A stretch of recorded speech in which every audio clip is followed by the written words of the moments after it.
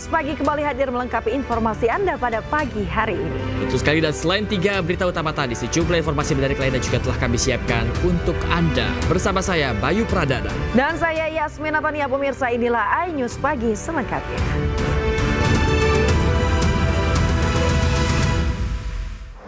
Pemirsa, Indonesia menghadapi timnas Bahrain dalam laga kualifikasi Piala Dunia 2026 di Stadion Utama Gelora Bung Karno. Indonesia unggul 1-0 dan membuka peluang masuk ke Piala Dunia 2026.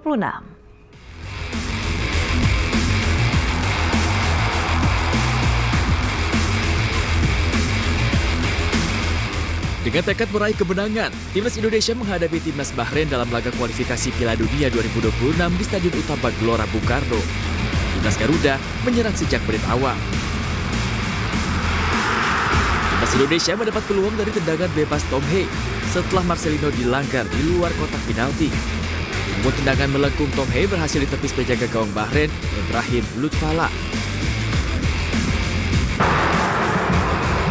Bahrain mencoba mengancam gawang Indonesia, namun tembakan jarak jauh Ali Badan masih tidak menemui sasaran. Timnas Indonesia membuka keunggulan di menit ke-23 melalui penyerang oleh Romani. Meneruskan umpan Marcelino Ferdinand, Romani membawa timnas unggul 1-0. Skor 1-0 berakhir hingga babak pertama usai. Babak kedua, Bahrain mencoba meningkatkan serangan, namun sulit menembus pertahanan Indonesia. Lewat serangan balik, Indonesia mengancam gawang Bahrain lewat kontekan Marcelino usai mendapatkan umpan dari Kevin Dix. Marcelino lolos dari penjagaan bek Bahrain, namun sayang sotekan Marcelino masih melebar. Bahrain sempat mengancam gawang Indonesia pada menit ke-47. Penyelamatan gemilang Rizky Ridho menghalau bola berhasil menyelamatkan gawang Indonesia dari kebobolan.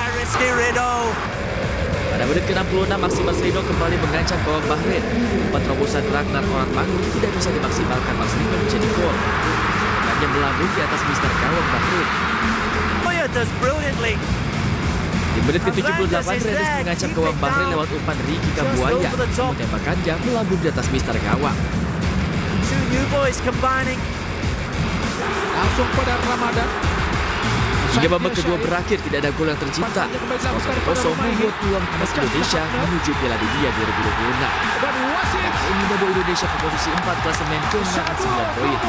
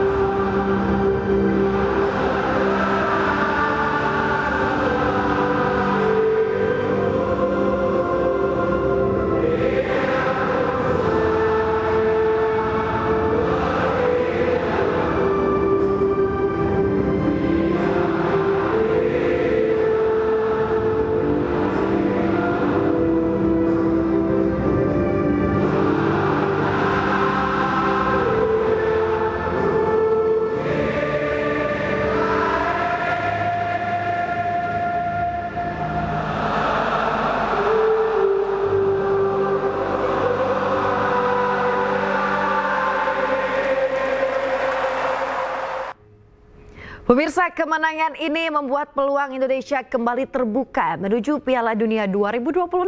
Tidak hanya perjuangan pemain di tengah lapangan, pemirsa, namun kemenangan ini akibat dukungan penuh oleh supporter timnas Indonesia. This is what you do it for, you know. All the kids in the stands, see them happy. It's beautiful. It's a beautiful moment. Every match we want to win. We look at every match. Also against Australia, we want to win. We started good, but we know our qualities. We know we have quality in the team. We have confidence, so we just keep on going match by match, and we have a lot of confidence. Ya, seperti yang saya katakan sebelumnya, siapapun yang main akan memberikan semuanya untuk Indonesia, dan terbukti hari ini mereka semua mati-matian untuk Indonesia. Kemenangan ini juga berkat orang-orang, supporter semua yang mendukung dari hati. Terima kasih atas kehadiran kalian. Hati-hati di jalan dan selamat menikmati 3 poin. Pemirsa, Timnas Indonesia berhasil memetik kemenangan melawan Bahrain dalam laga kualifikasi Piala Dunia 2026 putaran ketiga zona Asia. Saat Timnas berlaga, Presiden RI Prabowo Subianto turut menyaksikan langsung di Stadion Gelora Bung Karno, Jakarta. Down the right-hand side once again. No flag, it's a lovely ball in. And Romani cool. Timnas Indonesia memulai laga dengan baik. Gol kemenangan ditorehkan oleh Ole Romani usai menuntaskan umpan Marcelino Ferdinand di menit ke-24. Skor 1-0 bertahan hingga akhir laga dan 3 poin tambahan pun diraih skuad Garuda. Pertandingan sengit antara Indonesia dan Bahrain turut dihadiri langsung oleh Presiden Republik Indonesia Prabowo Subianto dan Ketua Umum PSSI Erick Thohir. Ya, alhamdulillah ya, kita berhasil, tim nasional kita perjuangannya cukup baik, mereka berjuang, mereka keras. Saya ucapkan terima kasih PSSI, ya, maju terus. Mudah-mudahan lah kita, kalau ini tadi kita kalah kita sudah out, tapi ini berarti kita masih ada kesempatan kita maju terus. Nah, hari ini membuktikan bangsa kita bisa. Bangsa kita bisa kalau mau kerja keras, kalau mau kompak, ya. Kita buktikan, setelah kita kalah sama Australia, kita hari menang sama Bahrain. Nah, insya Allah persiapan 5 dan 10 Juni, kita akan coba cari waktu lebih panjang lagi. Kita tahu para pemain juga perlu waktu untuk bisa membangun kepercayaan di antara mereka. Ya, mudah-mudahan ini menjadi bagian penting buat kita kembali coba menjaga asa daripada mimpi kita untuk Piala Dunia. Pemirsa, mantan pelatih Timnas Indonesia Shin Tae-yong ikut merayakan kemenangan Indonesia saat berhadapan dengan Bahrain. Gol Ole Romani dicetak di menit ke-24.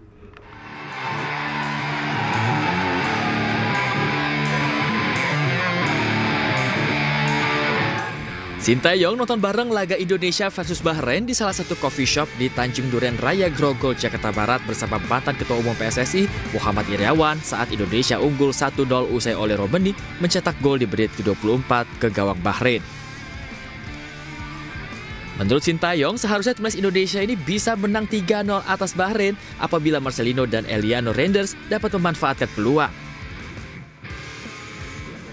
일단 크게 전술적보다는 더운 날씨에서 실점하지 않았다는 장면과 그다음에 우리가 기회 왔을 때 뭐 한두 골 더 넣을 수 있는 기회를 못 넣은 건 아쉽지만 그래도 이긴 거에 대해서 의미를 두고 선수들을 응원해야 된다. Shin Tae-yong juga memberikan selamat kepada pelatih baru timnas Indonesia Patrick Kluivert atas kemenangan skuad Garuda dalam pertandingan yang berlangsung digelar di Stadion Gelora Bung Karno, Jakarta. 그건 뭐 특별하게 할 수 있는 건 부분은 아니고 다음 오늘 경기에 이겨서 일단 먼저 축하드리고 다음 중국전을 진짜 홈에서. Dan disinilah bagaimana kita melihat Marcelino dengan akselerasinya dan passingnya yang begitu matang tinggal.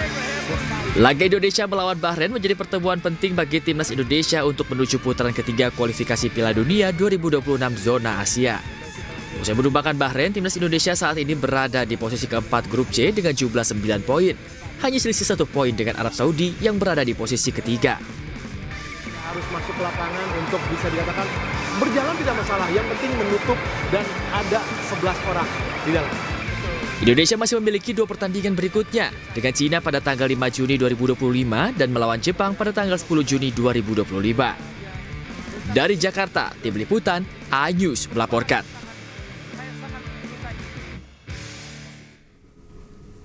Pemirsa, kemenangan Indonesia melawan Bahrain dalam laga kualifikasi Piala Dunia 2026 disambut sukacita para supporter yang hadir di Gelora Bung Karno.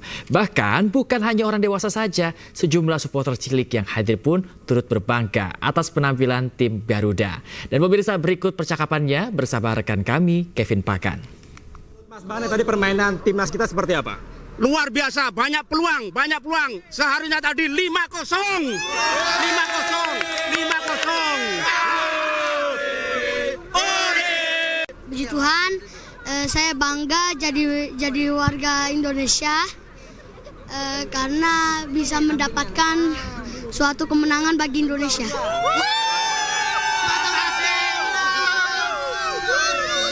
Tadi penampilan dari Ole Romeni seperti apa? Bisa mencetak gol pertama tadi. Luar biasa, mantap penampilannya. Gimana tadi timnas kita? Menurut saya bagus sekali. Rizky Ridho penyelamatannya keren sekali.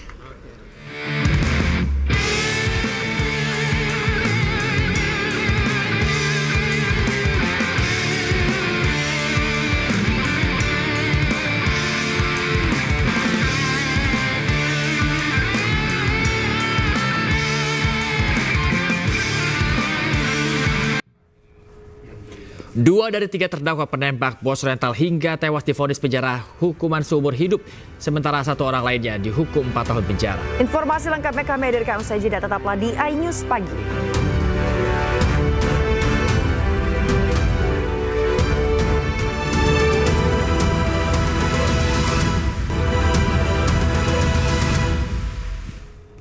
Pemirsa, terima kasih Anda masih bersama kami di iNews Pagi. Kita ke informasi berikutnya, pemirsa. Kebakaran melanda puluhan bangunan semi permanen di kawasan Grogol, Petamburan, Jakarta Barat. Besarnya api sampai mengganggu perjalanan komuter lain, pemirsa.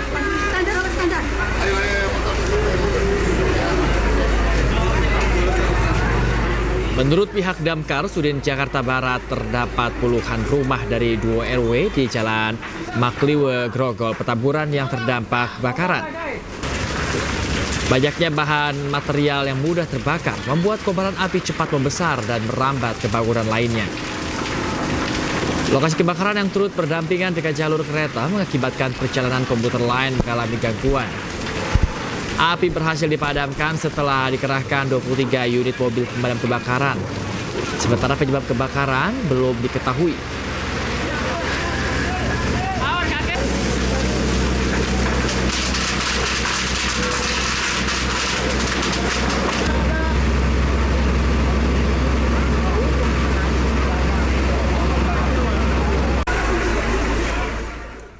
Pemirsa, demo menuntut pencabutan RUU TNI di gedung DPRD Kabupaten Karawang, Jawa Barat Selasa sore ini berujung ricuh. Aksi diwarnai anggota polisi dan massa yang saling menyerang dengan petasan dan juga water cannon. Sementara pemirsa, kericuhan juga terjadi di kantor DPRD Kota Bekasi, Jawa Barat, yang mana massa yang menuntut pencabutan RUU TNI berhasil menduduki ruangan paripurna gedung DPRD Kota Bekasi.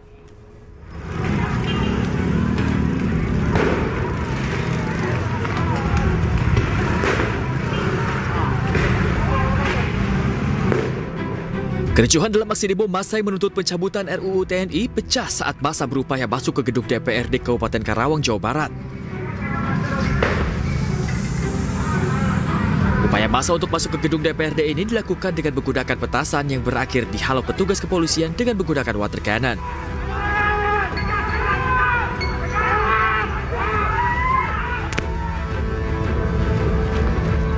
Aksi saling serang keduanya terjadi sehingga mengakibatkan kerusakan pada sejumlah sarana dan rambu lalu lintas.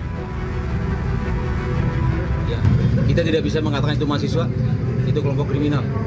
Ya, tidak begitu cara kerja kelompok mahasiswa. Itu kelompok kriminal yang sengaja membuat kacau di Karawang. Ya. Yang jelas mereka berasal dari beberapa kelompok. Ya, bukan hanya satu kelompok, mengatasnamakan beberapa kelompok yang melaksanakan demo pada hari ini. Memang informasi sudah kita dapat 1 hari sebelumnya, makanya kita berusaha untuk mitigasi risiko. Ini sudah mengarah kepada kriminal karena mereka sudah melakukan pengerusakan.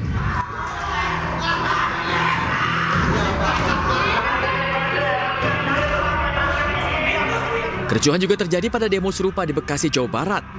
Massa berhasil menerobos barikade petugas keamanan yang melakukan penjagaan di depan gedung DPRD Kota Bekasi.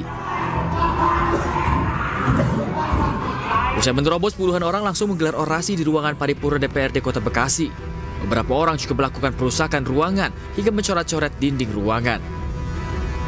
PP dan lainnya sedang melakukan sholat sebagian dan di bawah karena mereka pikir juga masa ini juga melakukan sholat, ternyata naik ke atas untuk masuk ke gedung paripurna dan mereka menyampaikan ini adalah rumah rakyat juga sehingga mereka izin masuk tapi kita larang dan ternyata dipaksa gitu. Secara detail mungkin kronologisnya nanti akan disampaikan. Untuk mengantisipasi kejadian serupa, petugas gabungan disiagakan di gedung DPRD Kota Bekasi. Dari Karawang dan Bekasi, Jawa Barat, Rudi Airawan dan Rahmat Hidayat, iNews melaporkan. Detasemen Polisi Militer Lampung menetapkan Kopda Basarsyah sebagai tersangka kasus penembakan 3 anggota polisi saat menggerebek judi sabung ayam di Waikanan, Lampung. Sementara satu anggota lain, pemirsa, Peltu Y. Lubis, ditetapkan sebagai tersangka kasus perjudian sabung ayam. Maupun Bapak dan Bapak tadi, tentunya setelah melakukan penyelidikan sepekan terakhir, tim penyidik Detasemen Polisi Militer Lampung menetapkan 2 anggota TNI sebagai tersangka dalam kasus judi sabung ayam di Waikanan, Lampung. Kopda Basarsyah ditetapkan sebagai tersangka kasus penembakan terhadap 3 anggota polisi hingga tewas dan dijerat dengan pasal 340 Jungto pasal 338 KUHP tentang pembunuhan. Sedangkan Peltu Y. Lubis ditetapkan sebagai tersangka kasus perjudian sabung ayam dan dijerat dengan pasal 303 KUHP tentang perjudian. Kedua tersangka kini ditahan di Detasemen Polisi Militer Lampung. Pelaku penembakan adalah Kopda B dan yang bersangkutan sudah mengakui menembak 3 korban itu. Untuk Kopda B itu disangkakan pasal 340 dengan Yonto 338. Sementara untuk tersangka Peltu YHL itu adalah laporan polisinya disangkakan di pasal 303 KUHP. Penembakan yang dilakukan Kopda Basarsyah menyebabkan 3 anggota polisi terbunuh. Ketiganya adalah AKP Anumerta Lusianto, Kapolsek Negara Batin Aibda Anumerta Petrus Aprianto, anggota Polsek Negara Batin, dan Bribtu Anumerta M. Galip, anggota Polres Waikanan. Dari Bandar Lampung, Andres Afandi, iNews melaporkan. Sebelumnya, Polda Lampung telah menetapkan seorang warga sipil berinisial Z dalam kasus judi sabuk ayam yang menyebabkan 3 anggota polisi meninggal. Z merupakan pelaku sabuk ayam yang diduga sering berhubungan dengan aparat. Z itu yang orang sipil. Dia juga pemain yang hadir datang karena mendapatkan undangan. Dia lihat situ, dia datang, dan dia juga kenal dengan oknum. Oke. Jadi sudah jadi tersangka jenderal, Z itu. Kenapa? Yang jelas keberadaannya berada di TKP clear. Pemirsa, keluarga anggota polisi yang menjadi korban penembakan di Waikanan, Lampung menemui pengacara Hotman Paris di Jakarta. Mereka datang untuk mencari keadilan. Dua lagi. Hah? Siapa itu? Itu dari mana? Pemirsa, dalam pertemuan dengan keluarga korban penembakan, Hotman Paris mengatakan istri dari AKP Lusianto dan Bribka Petrus tidak hadir di Jakarta. Mereka dicegah datang ke Jakarta karena akan ada Kapolri ke Lampung untuk bertemu keluarga korban. Kepada Hotman, keluarga korban menjelaskan mengenai sosok ketiga korban kepada Hotman Paris. Almarhum Kapolsek, Sulistianto ya. Istri dari almarhum Kapolsek sama almarhum Pak Petrus tidak diizinkan oleh oknum aparat kepolisian untuk datang ke Jakarta. Alasannya karena Kapolri mau datang hari Rabu, kami nggak tahu, dan kami juga tidak mempersoalkan alasannya apa, cuma sangat disayangkan mereka kan punya hak ajasi untuk memperjuangkan penegakan hukum atas suaminya yang meninggal. Kenapa harus dicegat gitu di jalan, dan kenapa rumahnya ditungguin, ya? Jadi 2 istri dari almarhum dua almarhum tidak bisa hadir, sedangkan yang satu kan masih bujangan, yaitu Galip, ya ibunya yang hadir. Oke. Dan untuk kami mencari keadilan atas almarhum adik saya AKP Anumerta Rusianto SH. Dia adik bungsu saya, adik yang mempunyai kakak perempuan 4. Saya mbaknya yang nomor 3. Kebetulan adik saya itu sangat dekat sekali sama saya, karena adik saya menganggap saya sebagai pengganti. Sesudah 9 hari kok belum ada tersangka, begitu kan? Betul, Pak. Padahal sudah ngaku yang menembak. Iya. Terus gimana dari anaknya, putrinya Pak Kapolsek mau ngomong apa, silakan? 1 tahun saya nggak ketemu bapak saya, karena beliau kan dinas di negara Batin yang memang daerahnya lumayan terpencil. 1 tahun saya nggak bertemu bapak saya pulang bapak saya sudah kaku di ruang otopsi. Saya anak satu-satunya. 1 tahun saya mau pulang, bapak saya udah nggak ada. Ibu tahu kejadian penembakan apa yang ibu dengar? Apa katanya turun dari mobil ditembak, gimana? Yang kamu dengar apa? Kebetulan bapak saya kan diperintah, Pak, dari Polres, pihak Polres untuk membubarkan sabung ayam tersebut. Bapak saya menggunakan mobil pribadi bersama dengan anggota Polsek dan dengan anggota Polres itu datang untuk menggerebek sabung ayam tersebut. Bapak saya memang di paling depan, Pak. Saat bapak saya keluar, bapak saya langsung ditembak. Langsung ditembak, begitu turun dari mobil? Ya, saya dengar seperti itu, Pak. Begitu ya? Saya mau keadilannya, seadil-adilnya untuk ayah saya. Ayah saya sudah meninggal, masih difitnah, Pak. Fitnah soal apa? Soal setoran, apapun itu. Saya tidak peduli hal itu, Pak. Saya cuma mau keadilan buat ayah saya. Jadi begitu masuk ruang otopsi, saya diizinkan masuk gitu. Saya lihat adik saya udah kaku di atas meja gitu ya. Di atas meja itu udah kaku. Saya ingat ayah saya sebulan yang lalu juga kaku di rumah, baru meninggal di tanggal yang sama. Jadi bapaknya almarhum juga baru meninggal, ya 1 bulan lalu. Ya jadi 2 meninggal dalam satu keluarga nih. Ya. Padahal adik saya itu andalan keluarga, harapan keluarga besar kami. Saya hancur banget lihat adik saya kaku di atas meja otopsi itu. Tapi yang mau gimana lagi, ini memang kejadiannya seperti ini. Cuman yang saya miris, sudah 9 hari loh adik saya terbaring di makam. Kami keluarga belum tahu siapa pembunuhnya. Bahkan kami hanya melihat potongan dari video amatir, bukan dari video resmi loh. Video amatir dari warga sekitar, ini orangnya gitu. Dan itu kan nggak resmi gitu loh, Kak, gitu. Jadi kami nih keluarga bertanya-tanya, ini adik kami udah 3 hari udah lewat, 7 hari udah lewat, bahkan sampai udah 9 hari kita nggak tahu siapa yang bunuh adik saya, siapa yang bunuh anak dari ibu saya, kita nggak tahu gitu. Kami bingung, kami mau nanya ke siapa.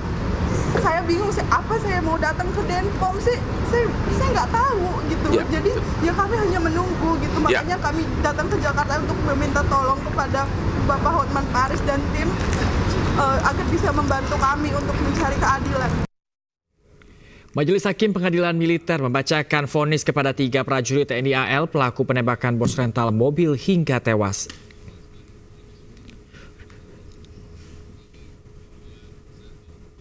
Dua dari 3 terdakwa divonis penjara seumur hidup, sementara 1 orang lainnya dihukum 4 tahun penjara, pemirsa. 2 terdakwa yang divonis penjara seumur hidup yakni Kelasi Kepala Bambang Apri Atmojo selaku terdakwa 1 dan Sertu Akbar Adli selaku terdakwa 2. Keduanya dinyatakan bersalah melakukan pembunuhan berencana terhadap korban Ilyas serta diyakini terlibat penadahan. Sementara terdakwa lainnya bernama Rafsin dituntut 4 tahun penjara atas keterlibatannya dalam penadahan.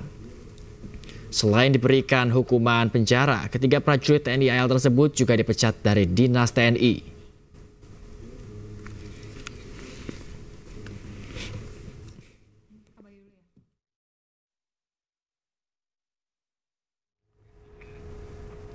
Pemirsa, salah satu jenama minuman energi kembali meluncurkan iklan pariwisata yang memperkenalkan Labuan Bajo. Dengan iklan yang menunjukkan keindahan alam Labuan Bajo ini diharapkan dapat menarik banyak wisatawan.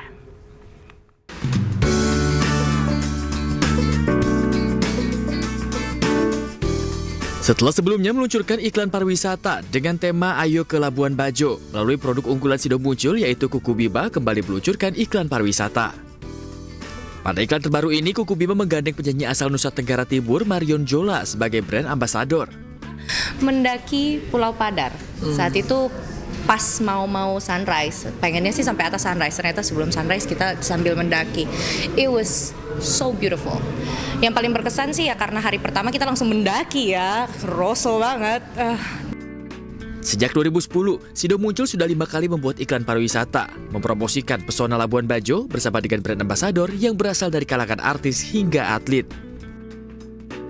Berbagai destinasi wisata di NTT diperlihatkan dalam iklan ini, seperti Labuan Bajo, Danau Kelimutu, Kampung Todo, dan lainnya. Menurut Irwan Hidayat, Direktur Sido muncul, iklan pariwisata ini bertujuan untuk mempromosikan keindahan alam Labuan Bajo kepada masyarakat dan memperkenalkan kekayaan budaya dan sejarahnya. Tema pariwisata, sebab saya meyakini kalau pariwisata itu bisa membantu membangun perekonomian yang lebih baik dan tidak merusak lingkungan gitu. Nah, waktu itu idenya mulai dari Irian, kemudian Labuan Bajo, ini yang kelima, dan kali ini menurut saya yang karena 15 tahun yang istimewa. Kontribusi Sido muncul dengan munculkan iklan pariwisata ini meningkatkan pertumbuhan pariwisata di Labuan Bajo. Pada tahun 2024, pemerintah Kabupaten Manggarai Barat memberikan penghargaan kepada Sido muncul sebagai bentuk apresiasi karena telah mempromosikan pariwisata di Labuan Bajo melalui iklan pariwisata. Dari Jakarta, Naura Syafika, Ade Supriyatna, iNews melaporkan.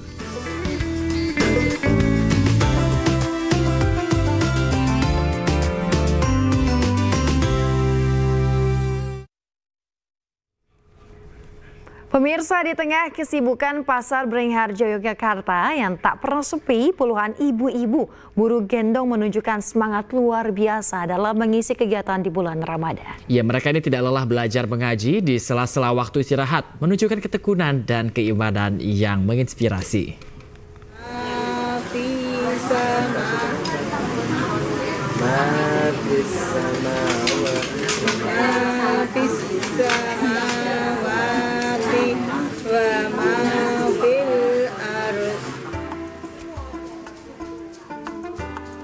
Di tengah kesibukan Pasar Beringharjo Yogyakarta yang tak pernah sepi, puluhan ibu-ibu buruh gendong menunjukkan semangat luar biasa dalam mengisi bulan Ramadan.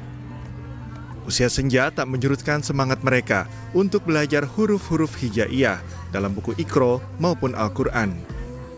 Mereka tak lelah belajar mengaji di sela-sela waktu istirahat, menunjukkan ketekunan dan keimanan yang menginspirasi. Tak nampak rasa lelah di wajah saat mereka dengan sabar mengantre menunggu giliran dipanggil oleh guru ngaji. Ya, ngaji sama doa. Doa setelah makan, terus doa itu mau sholat, keluar dari rumah. Masya Allah ya, antusiasnya tuh sangat bersemangat sekali beliau-beliau ini. Jadi beliau itu merelakan waktunya mencari rezeki ya. Jadi dari mulai ketika bekerja itu menyempatkan untuk mengaji. Kegiatan mengaji di sudut Pasar Beringharjo ini digelar setiap hari Jumat mulai pukul 1 hingga setengah 3 sore. Di bulan Ramadan yang penuh kesibukan, belajar mengaji dapat menjadi sarana untuk mencari ketenangan batin. Dari Yogyakarta, Daerah Istimewa Yogyakarta, Gali Wisma, iNews melaporkan. Pemirsa, berdiri kokoh sejak tahun 1723 Masehi di kawasan Pecinan dan Kota Tua Pasar Gadang, Masjid Muhammadan ini merupakan masjid tertua di Kota Padang. Ya, bangunan masjid yang berbentuk bangunan khas India ini dibuat dengan menggunakan putih telur dan juga kapur.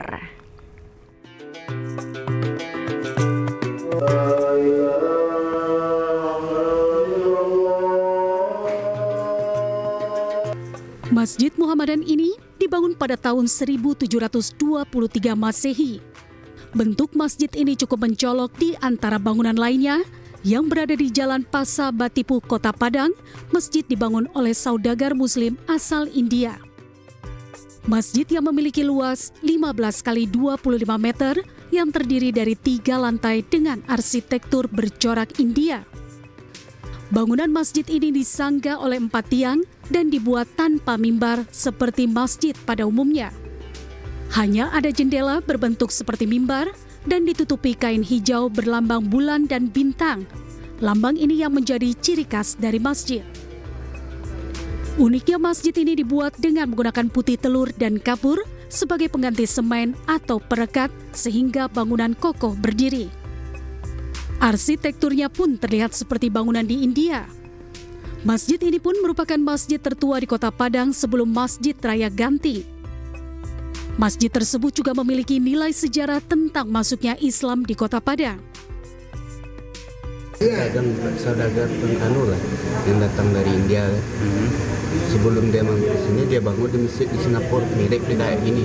Di India kan banyak kayak gini bangunannya. Barulah ke sini. Memang bangunannya dibangun dengan putih telur dicampur dengan kapur Bukit Tui. Sebab pabrik semen kan 1910 Belanda bikin. Kali ini kan 1834 belum ada pabrik semen. Dan Bukit Tui di Padang Panjang, kapur tadi dicampurlah dengan putih telur, dijadikanlah lengketnya. Batanya beda dengan bata kita. Kayak olobrik, pembakarannya dihempaskan, nggak mau pecah. Hingga saat ini budaya dari India masih tampak mewarnai kawasan masjid, seperti tradisi serak gula yang biasanya rutin digelar setiap 3 bulan sebelum puasa. Dari Padang, Sumatera Barat, Budi Sunandar, iNews melaporkan.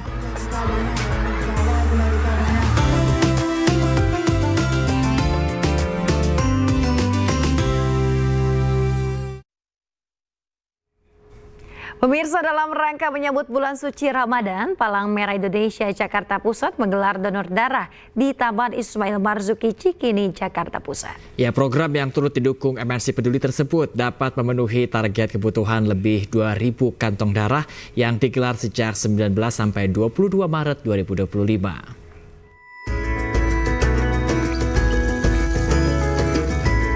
Ribuan warga hingga PPSU antusias mengantri mengikuti kegiatan donor darah yang digelar Palang Merah Indonesia Jakarta Pusat yang didukung MNC Peduli. Kegiatan donor darah ini untuk memenuhi stok darah selama bulan puasa dikarenakan ketersediaan mulai menipis karena banyak permintaan. Biasa aja sih karena udah terlalu sering, udah 7 kali ini. Alhamdulillah nggak ngerasa pusing juga habis donor sih. Awalnya aku deg-degan sih karena aku pikir bakal sakit gitu, tapi ternyata enggak. Karena ini aku baru pertama kali ya, dan ini juga gratis kan ya. Aku sebenarnya seneng aja sih, mungkin diperbanyak aja kegiatan kayak gini. Dalam kegiatan ini PMI Jakarta Pusat menargetkan 2.000 kantong darah. Bahwa di bulan puasa ini kan banyak permintaan darah tapi pasokan darah itu kurang. Oleh karena itu kita berupaya untuk bagaimana meningkatkan perolehan darah melalui donor darah massal. Alhamdulillah kita banyak dibantu oleh mitra kerja kita juga dibantu oleh Ibu Jessica Haritanu yang mewakili dari MNC Peduli. Beliau banyak membantu kita di dalam menggerakkan potensi-potensi donor yang ada di. Donor darah bukan hanya memiliki makna berbagi dengan orang lain, tetapi juga berdampak pada kesehatan si pendonor. Tim Liputan iNews melaporkan. Jalan Raya Karawang, Jawa Barat dipadati pemudik yang menggunakan sepeda motor dari arah Jabodetabek. Informasi seputar mudik kami hadirkan usai jeda, tetaplah di iNews Pagi.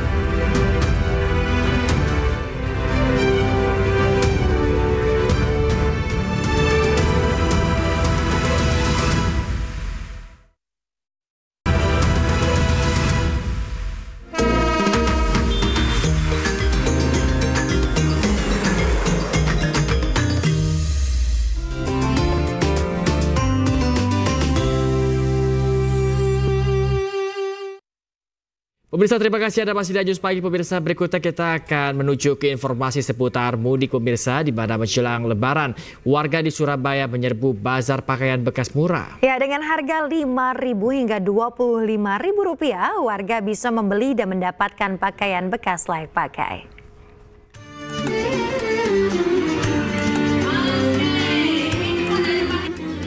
Warga menyerbu bazar pakaian murah yang digelar sebuah sekolah swasta di Jalan Baratajaya, Surabaya.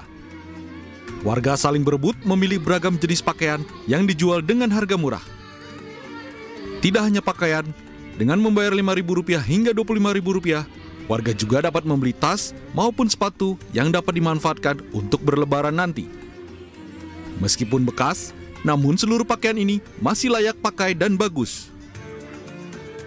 Diharapkan dengan kegiatan ini dapat membantu masyarakat yang ingin berlebaran dengan pakaian yang baik.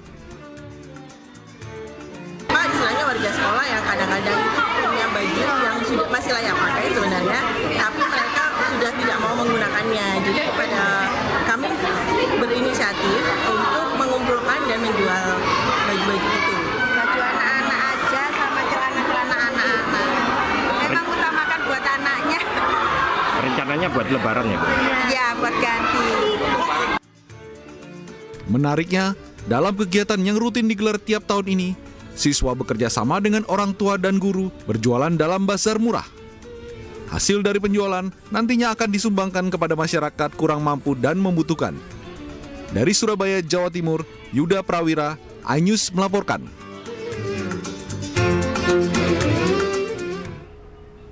Pemirsa, H-5 ribuan pemudik yang menggunakan sepeda motor kembali meningkat pada Selasa malam.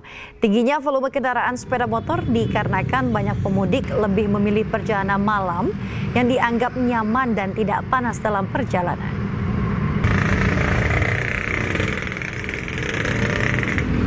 Pemirsa, Selasa malam gelombang pemudik sepeda motor yang datang dari arah Jakarta dan Jabodetabek kembali memenuhi jalan raya Kota Karawang. Diperkirakan jumlahnya mencapai ribuan pengendara yang melintas di wilayah Kabupaten Karawang.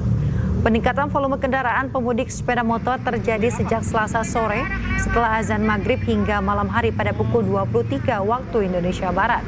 Di beberapa titik terjadi penumpukan kendaraan karena adanya pertigaan lampu merah di Tanjung Pura, lampu merah Bendei, lampu merah Karawang Timur, dan pasar tradisional Kosambi.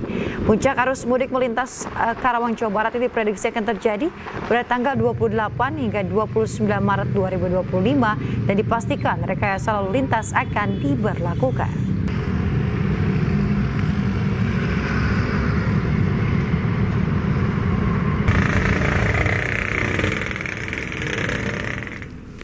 Sementara itu, pemirsa, 5 hari jelang Lebaran, pemudik yang menggunakan sepeda motor sudah meramaikan pelabuhan Ciwandan, Kota Cilegon, Banten. Volume kendaraan pemudik yang menyeberang menggunakan sepeda motor di pelabuhan Ciwandan, Kota Cilegon, Banten mulai meningkat dibandingkan dengan pada siang hari. Pasalnya, pengendara roda 2 yang akan pulang kampung biasanya melakukan perjalanan saat malam hari untuk menghindari cuaca panas.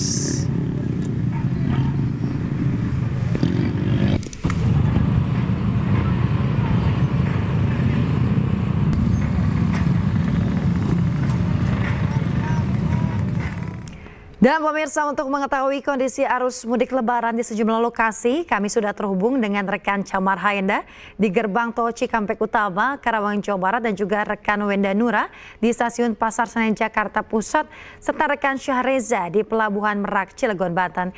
Kita ke rekan Camar terlebih dahulu. Selamat pagi, Camar. Bagaimana situasi lalu lintas terkini di Gerbang Tol Cikatama?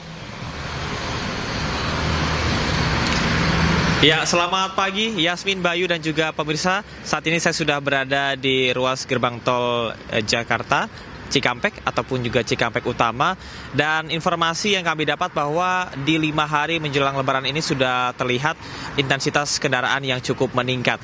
Data terakhir menyebutkan dari pihak Jasa Marga dari H-10 sampai dengan H-6 ini terdapat peningkatan 9,68%. Kemudian juga berbicara lebih spesifik untuk kendaraan yang meninggalkan Jakarta ke arah Palimanan sebesar 52.500 kendaraan. Sementara untuk yang menuju ke Jakarta sebesar 26.700 kendaraan, ataupun juga hampir setengahnya. Memang kalau kita lihat dari data tersebut, artinya intensitas kendaraan yang melaksanakan mudik ataupun juga meninggalkan Jakarta ini lebih tinggi. Dan kami juga melihat bahwa untuk pagi hari, meskipun didominasi oleh kendaraan sumbu 3 ataupun juga kendaraan besar logistik yang rodanya lebih dari 10, ini kami juga melihat beberapa kendaraan ataupun juga mobil pribadi juga cukup mendominasi, berbeda dengan hari sebelumnya. Kemudian juga pada pagi dan juga siang hari biasanya lalu lintas di jalan gerbang tol Cikampek Utama ini terpantau landai dan akan ramai sekitar pukul 11 siang sampai dengan pukul 9 malam, utamanya untuk bus antar kota dan juga antar provinsi. Berkaitan dengan diskon tarif tol yang diterapkan dari tanggal 24 sampai dengan 28 Maret 2025 yang bisa dimanfaatkan oleh masyarakat untuk mendapatkan diskon 20%, ini harus pastikan Anda menggunakan tap in dan juga tap out dengan kartu e-money yang sama. Dan Yasmin, sementara untuk rekayasa lalu lintas akan diberlakukan esok hari, artinya hari ini adalah hari terakhir untuk masyarakat ataupun juga para pemudik bisa bebas menggunakan jalur tol di kedua arahnya, karena besok dipastikan akan ada one way dan juga sistem ganjil genap serta rekayasa lalu lintas lainnya. Sementara demikian, Yasmin, kembali ke Anda. Ya, baik, dari rekan Camara Henda kita akan beralih ke rekan Wenda Nura di Stasiun Pasar Senen, Jakarta. Selamat pagi, Wenda. Bagaimana situasi terkini di sana?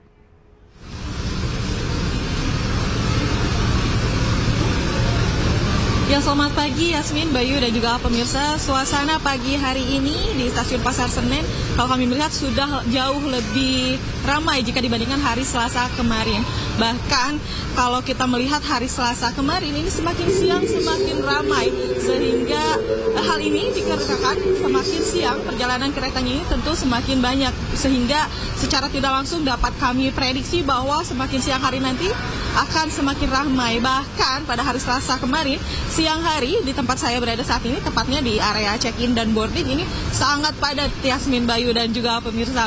Dan jika kita berbicara mengenai jumlah pemudik yang akan diberangkatkan di Stasiun Pasar Senen hari ini, tentunya dari pihak KAI ini sudah menentukan masa angkutan lebaran, yakni pada tanggal 21 Maret hingga tanggal 11 April 2024. Dan perharinya ini akan ada sebanyak 38 perjalanan kereta api jarak jauh yang akan diberangkatkan dari Stasiun Pasar Senen ini. Dan perharinya rata-rata ini bisa memberangkatkan sebanyak 25.800 penumpang. Dan jika melihat data dari hari Selasa kemarin, ini ada sebanyak 25.100 pemudik yang diberangkatkan, Yasmin. Sehingga untuk hari ini tentunya kami masih menunggu data resmi dari pihak daerah operasi 1 KAI, ada berapa pemudik tepatnya yang akan diberangkatkan dari Stasiun Pasar Senen hari ini. Dan dari masa angkutan lebaran di KAI ini, okupansinya, data terakhir yang kami terima, ketersediaan tempat duduk okupansinya ini sudah terisi 74%. Bahkan masa arus mudik dari tanggal 21 April hingga tanggal 21 Maret hingga tanggal 30 Maret ini okupansinya sudah mencapai 99%, yang mana artinya ini ketersediaan tempat duduknya sangat tipis sekali, Yasmin, Bayu, dan juga pemirsa.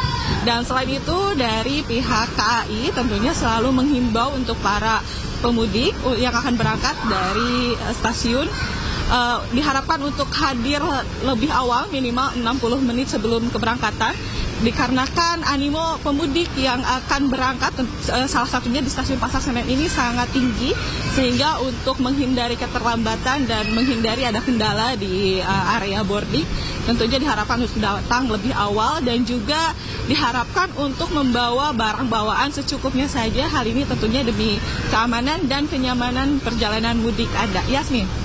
Baik, selanjutnya kita akan menuju ke Pelabuhan Merak, Cilegon, Banten. Sudah ada rekan Syahreza di sana. Selamat pagi, Syahreza. Bagaimana situasi terkini di sana? Apakah terlihat ada peningkatan pemudik hari ini?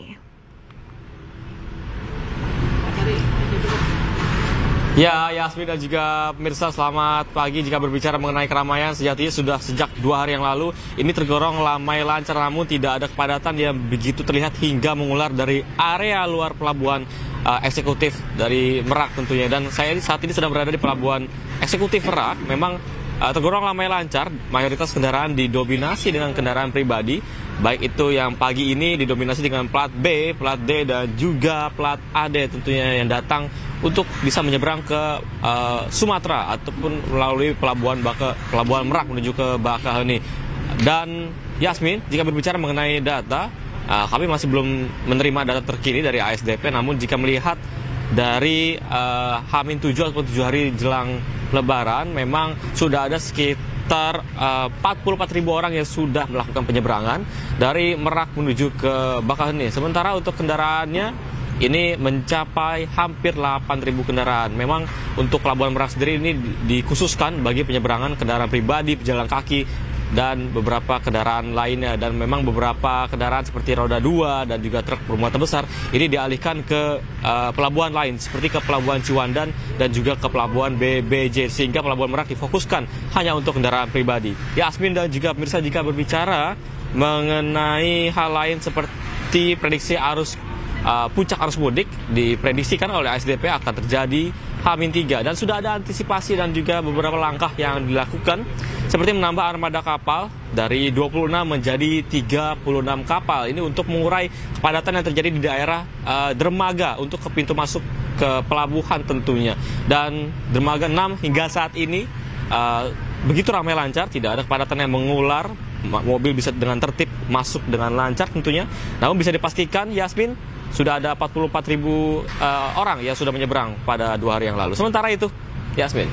Baik, terima kasih rekan Reza Zanski melaporkan langsung dari Pelabuhan Merak, Banten. Sebelumnya ada rekan Weda Nura di Stasiun Pasar Senen, Jakarta, dan juga rekan Camar Haida di Gerbang Tol Cikampek Utama. Terima kasih, selamat bertugas kembali rekan-rekan. Pemirsa, Pelabuhan Gilimanuk Selasa malam dipenuhi oleh pemudik. Kendaraan pemudik mengantri hingga keluar pelabuhan. Sebanyak ratusan ribu orang pemudik sudah menyeberang dari Bali ke Pulau Jawa melalui Pelabuhan Gilimanuk.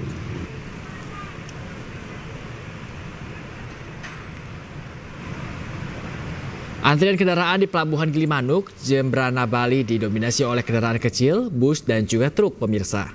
Para pemudik harus berbagi tempat dengan truk yang masih ramai di penyeberangan lintas Ketapang Gilimanuk. Tidak saja dalam pelabuhan, antrian kendaraan juga mulai mengular keluar pelabuhan, pemirsa.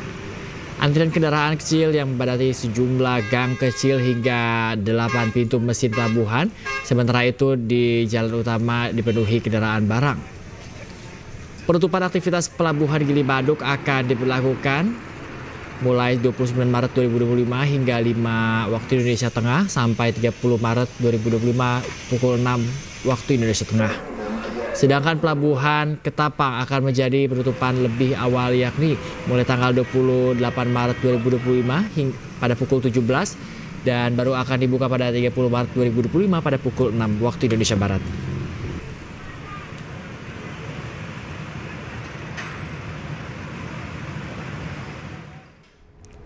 Pemirsa, jelang Lebaran, pengais koin atau uang receh di perbatasan Subang Indramayu semakin marak. Polisi mengimbau agar aksi tersebut dihentikan saat volume arus mudik meningkat.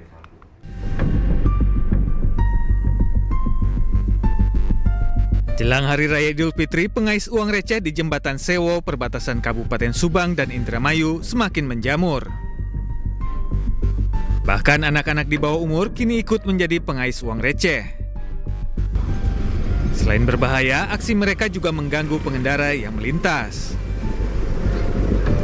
Bahkan mereka tak segan masuk ke tengah receh yang dilempar pengendara. Ngutin uang ini untuk apa? Buat makan. Terus? Buat beli baju lebaran. Buat fitra. Itu. Tiap hari mengutin uang receh di sini? Iya. Bapak nggak takut ada mobil, ketabrak mobil? Takut katanya Mas. Tapi kan itu udah biasa gitu. Pihak kepolisian mengimbau aksi berebut uang receh tersebut dihentikan saat arus mudik mulai ramai. Suatu himbauan kepada masyarakat yang mengumpulkan koin di Sewo Harjo. Dan selalu pesan kami lakukan himbauan.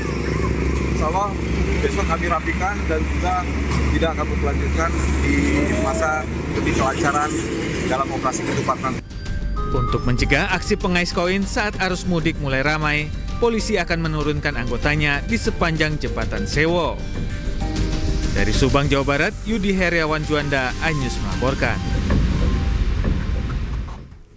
Kementerian Perhubungan memprediksi jumlah pemudik di tahun 2025 mengalami penurunan dibanding tahun 2024 lalu. Berdasarkan hasil survei, penurunan bahkan bisa mencapai 24%. Kementerian Perhubungan Kemenhub memprediksi jumlah pemudik pada Lebaran 2025 bakal turun.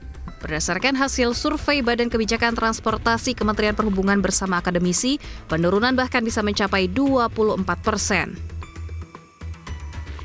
Jumlah pemudik Lebaran 2025 diperkirakan 146,48 juta orang, turun dibandingkan tahun lalu yang mencapai 193,6 juta pemudik. Meski realisasi di lapangan potensi pergerakan masyarakat bisa berbeda, tergantung situasi dan kondisi yang mempengaruhi keputusan akhir pemudik. Dengan turunnya jumlah pemudik, Kamar Dagang dan Industri atau Kadin Indonesia memprediksi perputaran uang juga akan menurun pada libur Lebaran 2025. Jika tahun lalu asumsi perputaran uang mencapai 157,3 triliun rupiah, maka tahun ini diprediksi turun menjadi 37,9 triliun rupiah. Diduga angka penurunan daya beli masyarakat berdampak pada anjloknya proyeksi jumlah pemudik Lebaran tahun ini. Selain itu, data Kementerian Ketenagakerjaan atau Kemenaker menyebut awal tahun 2025 lebih dari 50.000 pekerja terdampak pemutusan hubungan kerja. Penurunan jumlah pemudik tak hanya mencerminkan perubahan pola mobilitas masyarakat, namun juga menjadi sinyal gejolak ekonomi nasional.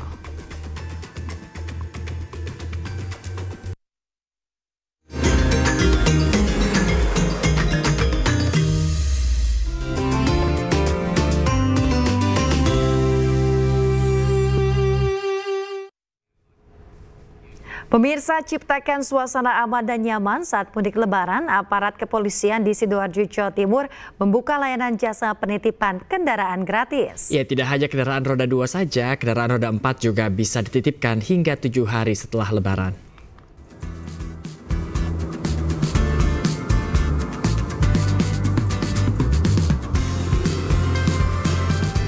Masyarakat Kota Sidoarjo yang akan mudik ke daerah asal di luar Kota Sidoarjo kini tidak perlu khawatir meninggalkan kendaraannya di rumah. Seiring mulai libur aktivitas sekolah dan jelang mudik Lebaran, aparat kepolisian Sidoarjo membuka layanan jasa penitipan kendaraan gratis sebelum dan sesudah Lebaran. Tidak hanya kendaraan roda 2, kendaraan roda 4 juga bisa dititipkan di halaman parkir Mapolresta Sidoarjo selama ditinggal mudik Lebaran. Selain gratis, keamanan kendaraan yang dititipkan juga dijamin karena akan dijaga selama 24 jam oleh anggota kepolisian yang siaga di lokasi penitipan. Untuk menggunakan jasa penitipan kendaraan gratis ini, masyarakat hanya diminta menunjukkan dokumen kendaraan seperti STNK dan SIM serta fotokopi KTP pemilik kendaraan. Jadi nanti ada pengamanan melalui kegiatan patroli, kemudian kita juga menyiapkan tempat untuk penitipan barang nanti masyarakat yang akan melaksanakan kegiatan mudik apabila akan menitipkan kendaraannya, nanti disiapkan fasilitas yang ada di Polresta Sidoarjo. Pemirsa, seiring makin meningkatnya volume kendaraan jelang Lebaran di Sidoarjo, Jawa Timur, aparat kepolisian semakin intensifkan program mudik aman keluarga nyaman dengan membagi helm dan juga snack untuk pemakai jalan di jalan raya yang menyasar sejumlah pengendara yang melakukan pelanggaran. Ya, dan pemirsa, informasi ini sekaligus menutup iNews pagi hari ini. Dan jangan lupa pemirsa, temukan informasi-informasi terbaru lainnya di www.inews.id. Dan tentunya cuplikan tayangan berita iNews dapat Anda saksikan di kanal YouTube @official iNews. Akhirnya mewakili kerabat kerja yang bertugas, saya Bayu Pradana. Dan saya Yasmin Natania, pemirsa pamit undur diri. Terima kasih, selamat pagi dan sampai jumpa.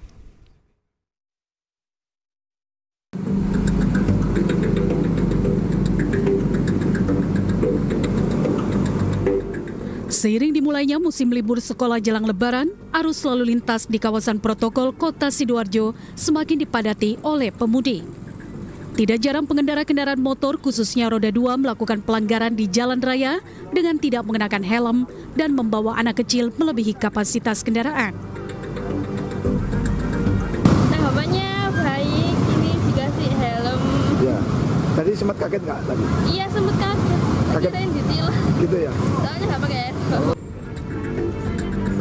Terkait kondisi ini, polisi di Sidoarjo mengintensifkan program mudik aman keluarga nyaman melalui aksi bagi helm gratis kepada pelanggar yang tidak mengenakan helm dan memberikan snack kepada anak-anak yang kedapatan sedang dibonceng di atas motor.